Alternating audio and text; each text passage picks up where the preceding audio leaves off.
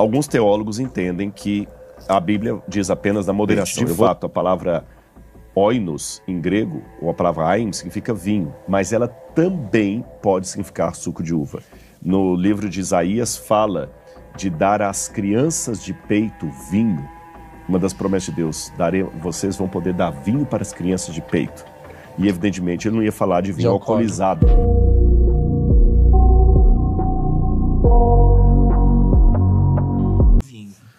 Rodrigo, vamos lá. Você me falou um negócio que eu achei muito interessante, que é que existe uma parte do nosso cérebro, né? Uhum. Que ela é ativada quando a gente tem religião, uma espiritualidade. E essa parte, ela também é acesa quando a gente tem... Você está com algum efeito alucinógeno de droga, bebida e tal. E uma coisa impede a outra, né? Porque o excesso de bebida te tira um pouco dessa religião e vice-versa. Mas Jesus era um cara que bebia vinhos. Uhum. Como é que fica essa história? Para ser honesto com você, eu tenho que apresentar duas opiniões aqui. A que eu acredito e a que eu não acredito. Tá. Porque eu não vou insultar a sua inteligência. Há muitos teólogos que, ao lerem a Bíblia, as referências bíblicas ao vinho, entendem que a Bíblia não é contra a bebida alcoólica. Que a Bíblia defende a moderação. Outro grupo de teólogos, de exegetas, entende que não. Que a Bíblia tolera culturalmente a bebida alcoólica em algumas situações, mas que há uma abstinência à bebida alcoólica. Então a pergunta, para responder a sua pergunta, começa assim: abstinência ou moderação? Eu vou colocar algumas dificuldades que havia na época. O vinho só dá uma vez por ano. No hemisfério norte, é pelo mês de agosto, setembro, é mais setembro, setembro assim, que é o período ali, final do... já entrando no outono, sabe? Quando começa ali a época da maturação eu esqueci no Brasil quando, acho que o Brasil é fevereiro, se não me engano. Que o verão e o inverno. Exatamente. Ali você tem a uva, eles pegam a uva, colhem.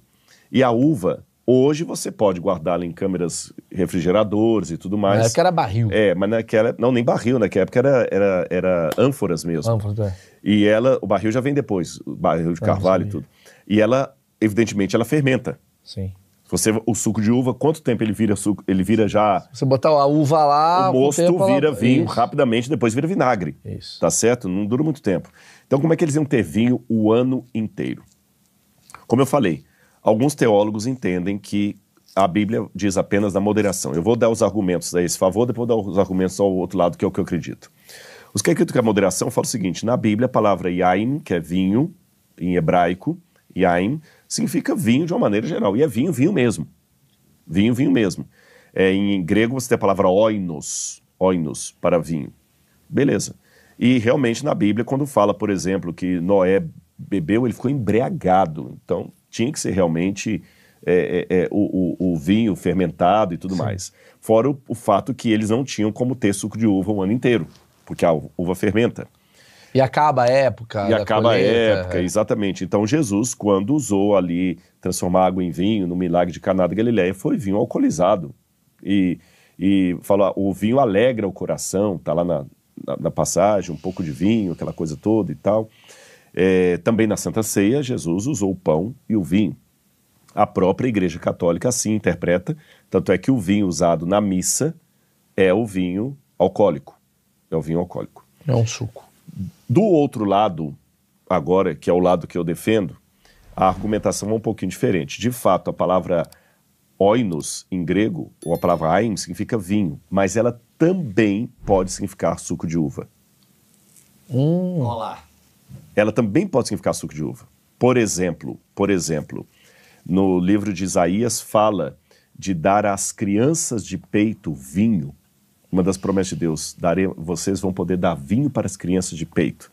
E evidentemente ele não ia falar de vinho alcoolizado para as crianças de vinho suco de uva.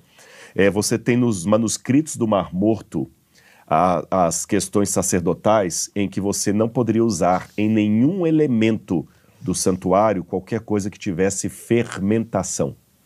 O pão não poderia ser fermentado. E o vinho também não poderia ser fermentado. Entendi o que você está me falando. Quer dizer que parte do que a gente está falando era tudo um suco de uva, exatamente. Talvez. Só o contexto vai dizer. Sim. Há situações que o óleo não era suco de uva, por exemplo, Noé não ficou embriagado com suco de uva, Sim.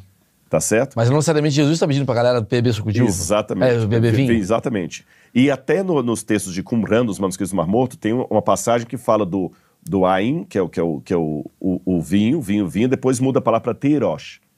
E Teirosh é o vinho não alcoólico. O suco de uva. É o suco de uva, que até hoje usa em hebraico. Teirosh. Eu sei que tu já falou isso, mas então quando ele transforma água em vinho, Na minha opinião, é opinião. mas eu deixando bem claro para É vocês tangue. que há... Pois Tangue. Deixando bem claro para vocês aqui, eu não quis também ser o dono da verdade, que há teólogos que pensam de maneira diferente. Por isso que eu Entendi, mas apresentei é os o dois mandos. contexto. Na minha opinião, eu não vejo como procedente Jesus transformar a água em vinho alcoólico pelas seguintes razões. Letra A.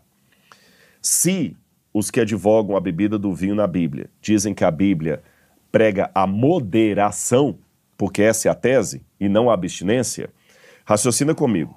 Todo mundo conhece o milagre de Caná de Galileia. Quem não conhece, galera, eu vou resumir para vocês. Jesus estava numa festa, porque Jesus ia à festa. Jesus não era um camarada... Pau comendo. Feliz ali e tal, a música, tudo feliz, era o casamento e tal, aquela coisa, tudo... Beleza. Aí, chega o mestre e Maria, mãe de Jesus, deveria ser parente dos... Da comissão da comissão organizadora. ali e tal, né? Maria, acabou o vinho e tudo. E isso é uma coisa muito ruim na época. Acabou a fantaúva. Maria, calma, eu vou dar um jeito. Eu vou a Jesus. Jesus, dá um jeito. Não, mãe, mas eles já beberam, eu não posso fazer nada. Dá um jeito, meu filho. Aí Jesus falou assim, então faz o seguinte, encham as talhas de água. E ele transforma a água em vinho.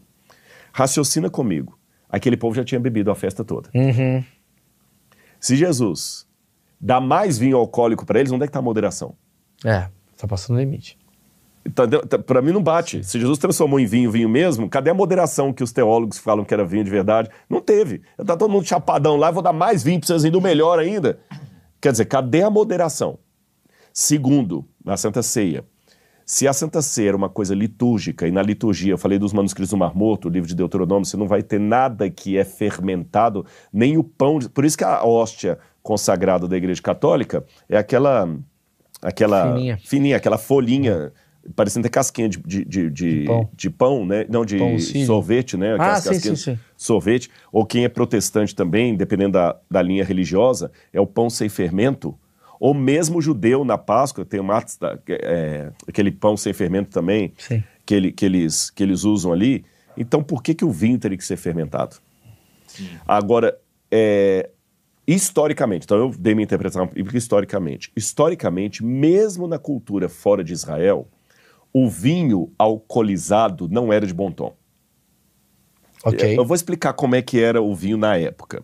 As pessoas bebiam, mas é igual maconha. O pessoal fuma maconha? Fuma. Na USP tem um monte de gente fumando maconha, na Unicamp, muito artista. Na terceira já dorme. Só que ainda não é pela maconha não ser uma coisa liberada, até o pessoal brinca que se fosse boa, seria boa maconha, não maconha, né? Sim. A maconha ainda tá ali, né? Ainda tá na boa discussão. Maconha, né? Mas como tá em discussão, você não vai fazer um podcast com um cara fumando maconha aqui. Já deu merda, né? O Monark já... Monark já viu. Né? Até não tá no Brasil. Ou seja, não é uma coisa que as pessoas usam, mas não é de bom tom. Sim. Concorda comigo? Moralmente falando. Moralmente falando. O vinho na época, essa é a comparação que eu quero fazer. Era a As maconha da pessoas época. tomavam vinho, mas não era de bom tom. Já saí da Bíblia. Eu estou falando agora em escritos por exemplo, dos estoicos, dos epicureus, História, né? da história do próprio Marco Aurélio, que era imperador de Roma. O vinho fermentado não era. O cara que era dado ao vinho fermentado não era bom. Os próprios mitos de Baco, deus do vinho, os cultos baquianos, por exemplo, embora nós não saibamos ao certo toda a liturgia de Baco, Baco era o deus do vinho, Dioniso, de onde vem a palavra bacanal. Sim. O próprio culto a Baco não era um culto que o pessoal batia palma, era um culto assim, que a galera entendia assim... Ah lá, os vinheiros lá. Os vinheiros lá, que não era coisa boa. Então qual que era o fator do vinho? O vinho era o seguinte, ele era tomado misturado com água. Misturado com água. Especialmente porque o vinho era o que garantia algumas coisas para você. Você poder beber água sem morrer. Por quê? Porque eles já tinham a ideia que a água era contaminada. Exceto uma água que você tirou da fonte. Mas a água da casa... Ela já estava cheia de detritos. Em Roma já tinha muita gente morrendo porque tinha muito chumbo, porque muitos câncer morria de câncer. Não tinha filtro. Não tinha isso. A ideia do filtro veio depois. Então a única maneira que você tinha de tomar água na boa era pôr um pouco de vinho, porque o vinho mata toda a bactéria. Eles não tinham ideia da bactéria, mas eles sabiam que o vinho purificava a água. Então era 10% de vinho para 90% de água. Paulo fala para Timóteo, não bebe só água não, toma um pouco de vinho também por causa de suas dores de estômago. Que legal. E até crianças tomavam um vinho feito de uva passa. Quando no Apocalipse, por exemplo, fala das pragas que Deus vai derramar à terra, fala o seguinte, Deus vai lhes dar a beber do vinho da sua ira, preparado sem mistura. Quer dizer, um vinho sem mistura é o vinho alcoolizado. E para quem se dava o vinho alcoolizado? É quem estava sendo castigado. Sim. Você está entendendo? E de tudo isso colocado, então eu já falei das duas interpretações bíblicas, a que eu defendo, a que outros teólogos defendem. Historicamente, como é que o pessoal vinha o vinho. E agora eu vou dar minha última argumentação. Ainda que eu tenha falado uma grande asneira aqui, ainda que um teólogo escreva, Rodrigo falando bobagem, na Bíblia lá, o vinho alegra o coração, é bom beber, ainda que tudo que eu estou falando aqui é uma grande asneira, Merlin, para não falar palavrão, né?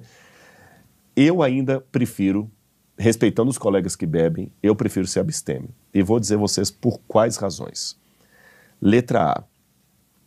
Eu dei aula numa faculdade de teologia, não vou falar de qual igreja, de uma igreja protestante, em que eu tive que substituir, e essa igreja protestante advoga a bebida moderada, e eu tive que substituir um professor, um teólogo, porque ele estava com um problema de alcoolismo. Existem pesquisas, eu não tenho a fonte para dar para vocês aqui agora, mas é coisa fácil de achar, porque tem artigos científicos sobre isso, que a maior quantidade de pessoas com problema de coma alcoólico e tratamento de alcoolismo são religiosos, especialmente padres. Olha. Ô, louco. Sabia? Isso é nova, hein, pô? Mas é porque eu não estou aqui com as fontes, mas isso tem documentação, artigos acadêmicos. O maior índice de... Porque você sabe que tem as populações de risco. Por exemplo, maior risco de efisema pulmonar é no fumante. Sim. Tá certo? Não é que quem não é fumante... Cirrose na bebida. Tem cirrose na bebida. Tem cara que não bebe e tem cirrose. Tem cara que não fuma e tem câncer de... Mas o índice maior é naquele. O índice maior de alcoolismo é entre padres, pastores de igrejas que advogam isso aí, são religiosos, tá bom? Eu conversei com um médico uma vez, um cardiologista, falei o seguinte, mas vem cá, muita gente fala que um pouco de vinho todo dia é bom pro coração e tudo mais, então ele falou, Rodrigo, isso é verdade. Mas a Associação de Medicina, de Cardiologia, nunca vai recomendar isso para ninguém. Você não encontra. Tudo. Por quê? Quem garante que você vai beber só uma tacinha? Sim, você vai acabar... As estatísticas dizem que talvez uns 5 a 10% vão conseguir ficar só na tacinha. 90 e tantos por cento vão aumentar, abre um precedente para 95 ficar bebendo. Como é que você acha machorra? Você está entendendo? Que vai acabar acontecendo igual aconteceu lá na Bíblia, lá com o Noé. O Noé. Noé Então, foi esse cara. Exatamente. Eu, particularmente, Rodrigo, respeito a galera que fuma maconha, que bebe. Eu discordo, mas respeito profundamente. Sim. Tanto é que se eu não respeitasse, eles não seriam meus amigos. Claro. Mas eu, Rodrigo, particularmente, eu prefiro ter minha mente lúcida. Gente, eu tô casado com uma mulher maravilhosa. Eu quero estar 24 horas por dia lúcido para amar essa mulher. Pra que eu vou ficar doidão? Caralho, que ele ganhou o dia agora. É verdade, eu já não brigou, claramente brigou. Uma hora e meia Você tá entendendo? Ele usou isso daqui pra conquistar a mulher, mano. Tá entendendo? Tá Esquerdomacho. Esquerdomacho da Bíblia. Então, quer dizer, a minha ideia é... A minha vida é tão boa. Sim. Pra que eu preciso estar fora de sintonia pra curtir? Eu vou te dar a resposta. Porque você não torce pro Botafogo. Exato.